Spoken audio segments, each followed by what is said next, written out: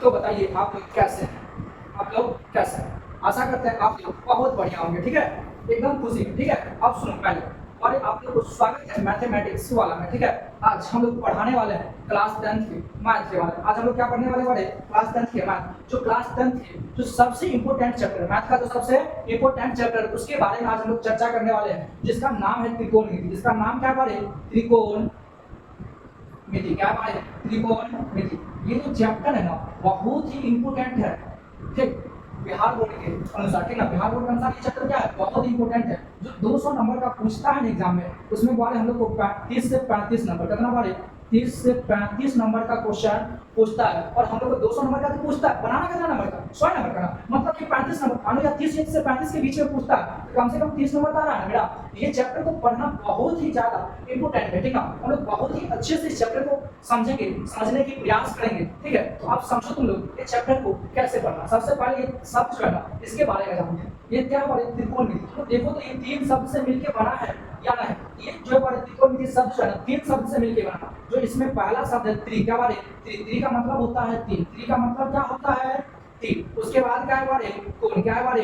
कोण। कोण का मतलब होता है कोण। कोण का मतलब क्या होता है? कोण। उसके बाद मिति है, क्या है बारे? मिति। मिति का मतलब होता है मापन। क्या होता है? मापन। होता है या नहीं होता है? होता। चलिए, होता है। इसमें हम लोग को समझना है 3 कोण के माप के बारे में पढ़ेंगे। किसके बारे में पढ़ेंगे? 3 कोण के माप के बारे में। तो 3 कोण होता किसमें? त्रिभुज में। 3 कोण किसमें होता? त्रिभुज में। होता है या नहीं होता? होता। तो देखो बारे यहाँ पर पढ़े त्रिकोण मतलब त्रिभुज जो पढ़ेंगे, उसमें भी त्रिभुज में एक नियम है, जो किसके बारे में पढ़ेंगे? समकोण त्रिभुज के बारे में पढ़ेंगे। किसके बारे में पढ़ेंगे? समकोण त्रिभुज के बारे में। तो समकोण त्रिभुज में जो पढ़ेंगे उसका नाम लिख देते हैं। फिगर तो बना लिए, अब देखो इसका नाम लिखते हैं। नाम लिख दिए A B C, नाम लिख दिए। यहाँ पर पढ़े B जो है, B समकोण है, समकोण को दर्शा दिए। उसके बाद इस C को मान लो थीटा। यहाँ पर कौन सी जो है, इसको क्या मान लिए? थीटा। अब एक बात जो बतलाते हैं इसके बारे में, इसमें 3 भुजा, 1 भुजा, 2 भुजा और 3 भुजा है या नहीं है? है। तो यहाँ पर जो भुजा है इसके बारे में जानते हैं। और ये जो थीटा है ना, थीटा के सामने देखो, थीटा के सामने है ना, थीटा के सामने वाले भुजा को लंब कहते हैं। क्या कहते हैं बारे? लंब। मतलब कि P परपेंडिकुलर। P मतलब परपेंडिकुलर। उसके बाद जो है ना, ये समकोण के सामने, क्या बारे? समकोण के सामने वाले भुजा को कर्ण कहते हैं। क्या कहते हैं? कर्ण कहते हैं। याद है या नहीं? ठीक। बड़े समकोण के सामने वाले भुजा को क्या कहते हैं? कर्ण कहते हैं। और नीचे जो बच जा रहा है ना, उसको क्या कहते हैं? आधार कहते हैं। कोई दिक्कत? उसको क्या कहते हैं? आधार मतलब बेस। उसको क्या कहते हैं? बेस कहते हैं। कोई दिक्कत नहीं? ये फिगर समझ में आया या नहीं आया? बारे हमेशा हम लोग को याद रखना है, थीटा के सामने वाले भुजा को लंब कहते हैं। थीटा के सामने वाले भुजा को लंब कहते हैं। और वाले समकोण मतलब 90 डिग्री के सामने वाले भुजा को कर्ण कहते हैं। याद रखना इसमें एक बात। और ये जो कर्ण है ना, ये कभी नहीं बदलता है। कर्ण कभी नहीं बदलता है। और ये लंब और आधार जो है ना, बदलते रहता है थीटा के अकॉर्डिंग। किसके अकॉर्डिंग? थीटा के अकॉर्डिंग। और अगर थीटा नीचे है, मानो ध्यान से समझो, ठीक ना? थीटा कहाँ है? नीचे। तो लंब कहाँ बन रहा है? ऊपर। थीटा नीचे है तो लंब कहाँ बन रहा है? ऊपर। और थीटा जब ऊपर हो जाएगा तो लंब कहाँ बनेगा? नीचे। इस तरह से ये आपस में क्या होता है? बदलते रहता है। और कभी लंब की जगह पर क्या आ जाएगा? आधार आ जाएगा। और आधार की जगह पर कभी लंब आ जाएगा। बात समझ में आ गया? कब आएगा? जब थीटा ऊपर है तो आधार की जगह पे लंब आ जाएगा। और जब थीटा नीचे है तो वो क्या आ जाएगा?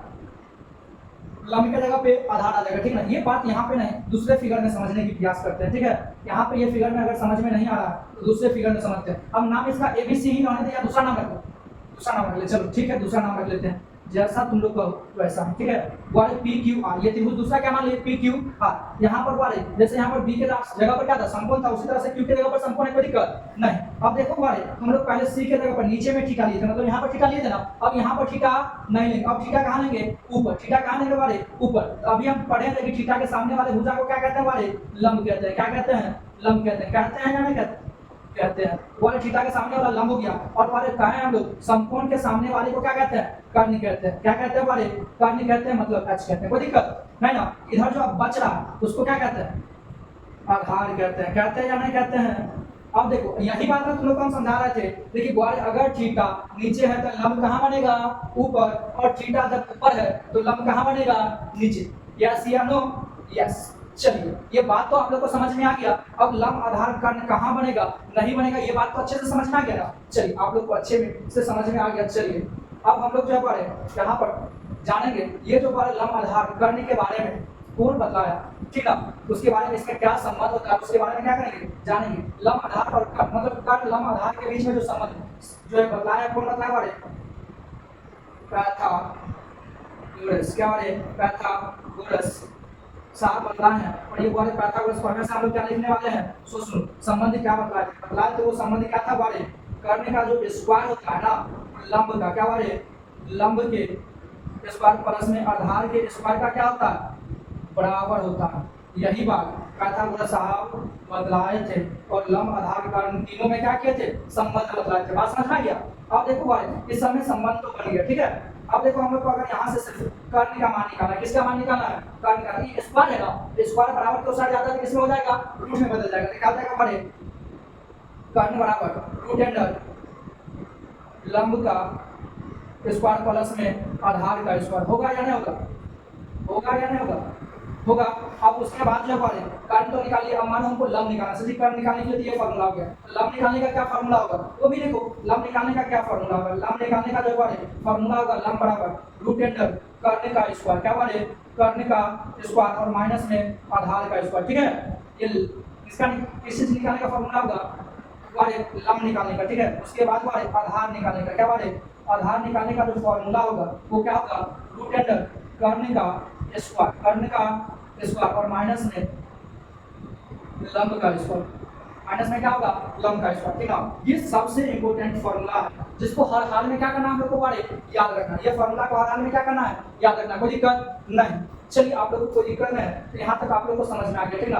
अब यहीं से अगर दूसरा बार ये हिंदी में अगर हमारे इंग्लिश में लिखना चाहेंगे एक बार HPB में तो क्या हो जाएगा ये तो हम लोग आसानी से लिख लेंगे h स्क्वायर बराबर p स्क्वायर प्लस में b स्क्वायर हाँ या ना लिख लेंगे ना। अब यहीं से अगर मानो हमको क्या इसका मान बारे कर्ण मतलब h का मान निकालना है स्क्वायर बराबर दूसरा जाएगा तो रूट में क्या हो जाएगा p स्क्वायर प्लस में b स्क्वायर। उसी तरह से अगर हमको मानो p का मान निकालना तो क्या हो जाएगा root under h square minus में b स्क्वायर होगा। उसके बाद अगर मानो हमको और किसका मान b का निकालना है तो क्या हो जाएगा root under h square minus में b स्क्वायर होगा या नहीं होगा होगा। चलिए यहाँ तक आप लोग को ये समझ में आया यस या नो आप लोग कमेंट करके जरूर बताते रहे तो बाद में हम लोग देख पाए इसको ठीक है। यहाँ तक समझ में आ गया।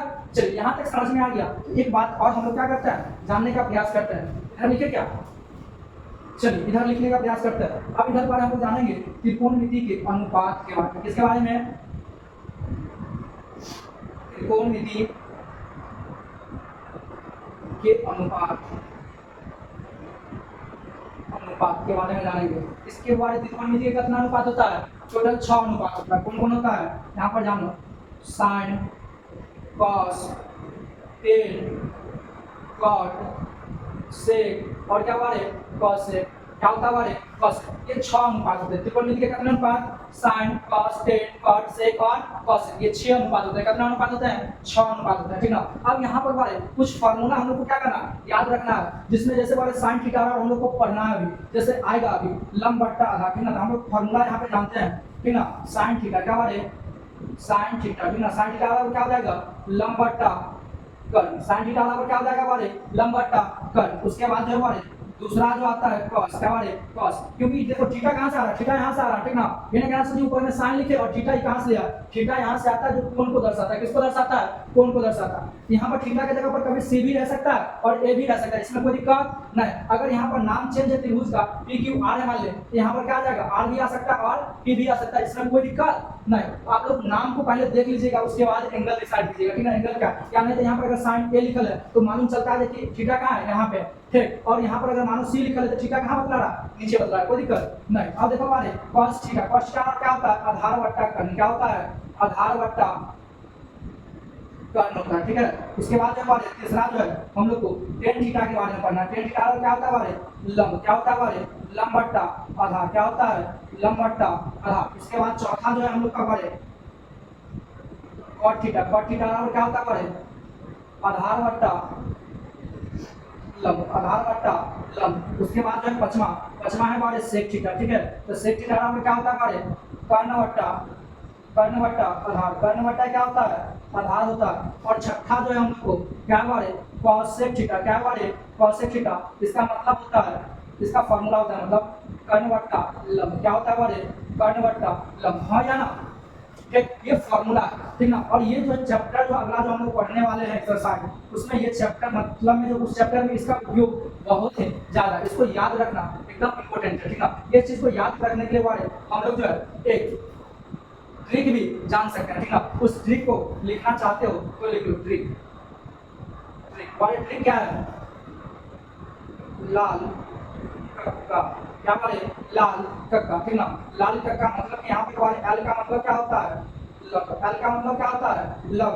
ए का मतलब होता है आधार, ए का मतलब होता है आधार, और वाले के का मतलब होता है कर, के का मतलब क्या होता है? कर, ठीक है। अब यहाँ पर वाले पहले साइन है, उसके बाद कॉस है, उसके बाद टेन, ठीक ना? जैसे यहाँ देखो पहले कौन आता है? साइन, साइन के बाद कॉस, कॉस के बाद टेन, ठीक ना? उसके बाद वाले टेन का उल्टा कॉट होता है, ठीक है, और वाले कॉस का उल्टा सेक होता है, और साइन का उल्टा कॉसेक होता है, ठीक ना? यहाँ पे तो फॉर्मूला से देख सकते हो, ठीक है। अब देखो यहाँ पे पहले साइन है, तो साइन बराबर क्या है? एल बटा के, मतलब लंब बटा कट। काम किया ना? देखो साइन बराबर क्या है? लंब बटा कट। उसके बाद वाले कॉस, कॉस जो है वाले आधार बटा कट, आधार बटा कट है या नहीं? उसके बाद क्या वाले टेन, टेन में क्या होता है? लंब बटा आधार हुआ ना? उसके बाद वाले कॉट आता है, कॉट में उल्टा नीचे आ गया कॉट, तो आधार बटा लंब, उसके बाद सेक मतलब कर्ण बटा आधार, उसके बाद कॉसेक, कॉसेक में क्या आ गया? कर्ण बटा लंब। काम किया या नहीं? किया ना? ये ट्रिक को भी याद रख सकते हैं, इसको याद करने की कोई जरूरत नहीं, ठीक है। यहाँ तक आप लोग को समझ में आया या नहीं आया? यहाँ तक वाले हम जो सभी फॉर्मूले को और बेसिक चीज जो भी था वो हम बदला दिए, ठीक है। यहाँ तक आप लोग को अगर समझ में आ गया तो आप लोग क्या करें? उतार दें इसको, ठीक है।